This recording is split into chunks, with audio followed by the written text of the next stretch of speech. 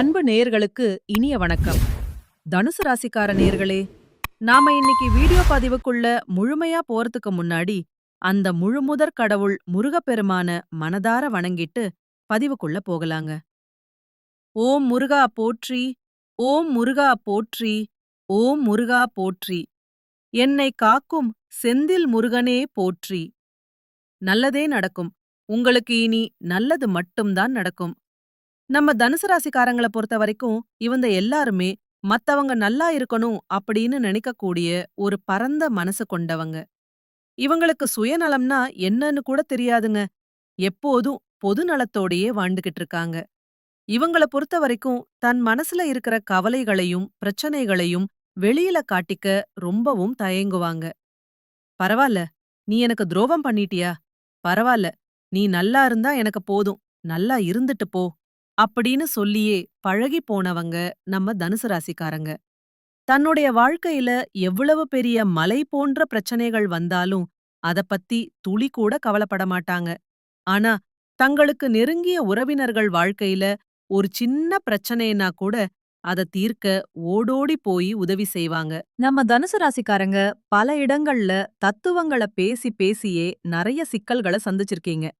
நெறைய பேருக்கு கட்டுப்பாடோட இருந்து பழகி போச்சு. ஆனா, இனிமே அந்த கட்டுப்பாடுகள உடைச்சிட்டு, அந்த பழைய நம்பிக்கைகள விட்டுட்டு வெளிய வாங்க. புது கூட்டணிகள்ல இருந்து விலகி நில்லுங்க. பழைய சிலபஸ்கள் இனி வேண்டாம். அரசியல், ஆன்மீகம், தொழில்னு எல்லா துறைகளிலும் நீங்க வச்சிருந்த அந்த பழைய பாணிய தூக்கி எறிஞ்சிட்டு, புதுசா ஒரு சிலபஸ உருவாக்குங்க. உங்க கெட்டிக்காரத்தனம் தான் இந்த வருஷத்த பொறுத்தவரைக்கும் உங்களுக்கு பெரிய வெற்றியை தேடித் தரப் போகுது. மருத்துவ ரீதியான பிரச்சனைகள் எல்லாமே உங்கள விட்டு மெல்ல விலகப் போகுது. மருந்து சம்பந்தப்பட்ட திட்டங்கள் எல்லாமே ரொம்ப நல்லா இருக்கும். நாமும் பணத்த சேமிக்கணும், நமக்காகவும் வாழணும் அப்படிங்கிற ஒரு புதிய எண்ணம் உங்க மனசுல ஆழமா பதியப் போகுது. குடும்பத்தில இதுநாள் வரை இருந்த கருத்து வேறுபாடுகள் எல்லாம் இனிமேல் நீங்கும். உங்களை எதிரியா பார்த்தவங்க கூட இனி நண்பர்களா மாறுவாங்க. பிரிஞ்சு போன உறவுகள் மீண்டும் ஒன்னா சேருவாங்க. இந்த வருஷத்தை பொறுத்த வரைக்கும் எல்லா விஷயத்துக்கும் ஒரு அலாரம் வச்சுக்கோங்க. ஏன்னா காரியங்கள் எல்லாம் ரொம்ப மெதுவா ஸ்லோவா தான் நடக்கும். டைம் மேனேஜ்மெண்ட், அதாவது நேர மேலாண்மை இந்த வருஷம் ரொம்ப முக்கியம். இல்லனா நேரம் அப்படியே கடந்து போயிடும். அதனால அலாரம் வச்சுக்கோங்க. தேதி, மாதம்னு எல்லாத்துக்கும் பிளான் பண்ணுங்க. கிடைக்கிற சான்ஸ மிஸ் பண்ணிராதீங்க. தூக்கம், சோம்பேறித்தனம் இதெல்லாம் அடிக்கடி வரும். அத தூக்கி எறிஞ்சிருங்க. யாரையும் கண்ண மூடிக்கிட்டு நம்ப வேண்டாம். மறதி அதிகமா ஏற்படும். அதனால மனசுல தைரியத்த வர வச்சுக்கோங்க. பணத்த கையில சேமிக்க முடியலேன்னு கவலைப்படாதீங்க. பணம் கரையுதுன்னா உங்களுக்கு மருந்து செலவு வரலேன்னு அர்த்தம். அத பாசிட்டிவா எடுத்துக்கோங்க. மனபயத்த தூக்கி எறியுங்க. சேமிப்பு மேல அதிக ஆசைப்படுங்க. புதிய வேலைவாய்ப்புகள் உங்களை தேடி வரும். அது ரொம்பவே சிறப்பா இருக்கும். கல்யாண வாழ்க்கை சூப்பரா அமையும்.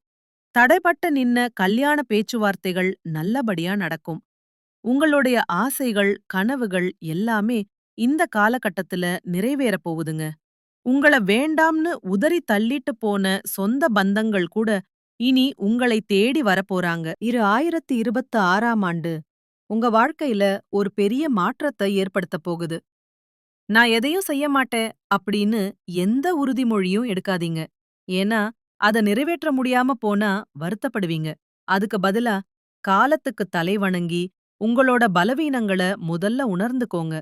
ஒரு அரசியல் கட்சி தேர்தல்ல தோத்தா மக்களின் தீர்ப்புக்கு தலைவணங்குகிறோம்னு சொல்ற மாதிரி உங்ககிட்ட இருக்கிற சின்ன சின்ன தவறுகள நீங்களே சரி செய்ய முயற்சி பண்ணுங்க.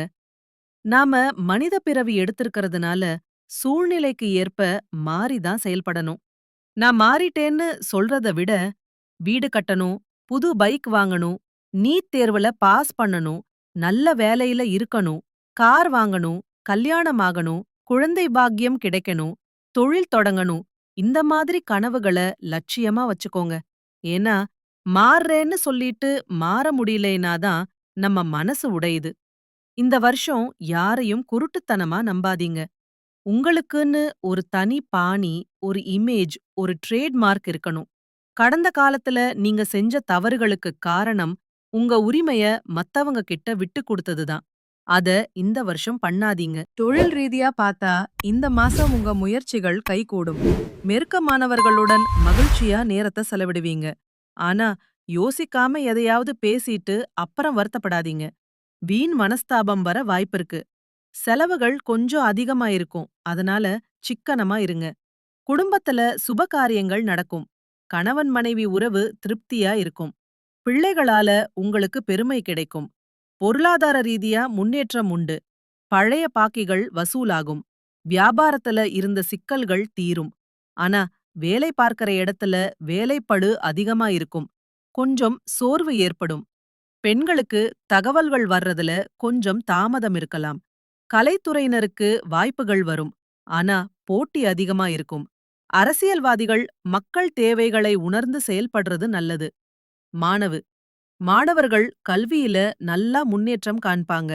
இன்னும் கூடுதல் நேரம் ஒதுக்கி படிக்க வேண்டிய காலம் இது. நட்சத்திர ரீதியான பலன்கள் மூலம் அரசியல்வாதிகளுக்கு சீரான பலன்கள் கிடைக்கும். மாணவர்கள் சிகரத்தை எட்டுவாங்க. வழக்கு விவகாரங்கள் தள்ளி போனாலும் தெய்வ பக்தி உங்களை காக்கும். பணப்புழக்கம் அதிகமா இருக்கும். பூராடம் பேசும்போது ரொம்ப கவனமா இருக்கணும். கணவன் மனைவி மனம் விட்டு பேசுங்க.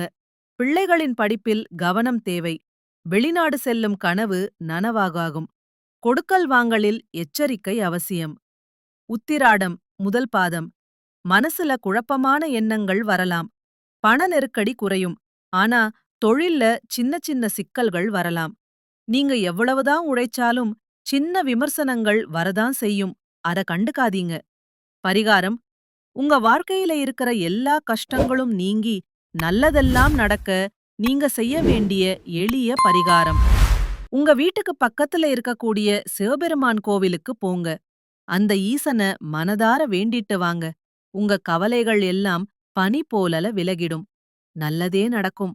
நல்லது மட்டும்தான் நடக்கும். நன்றி. வணக்கம்.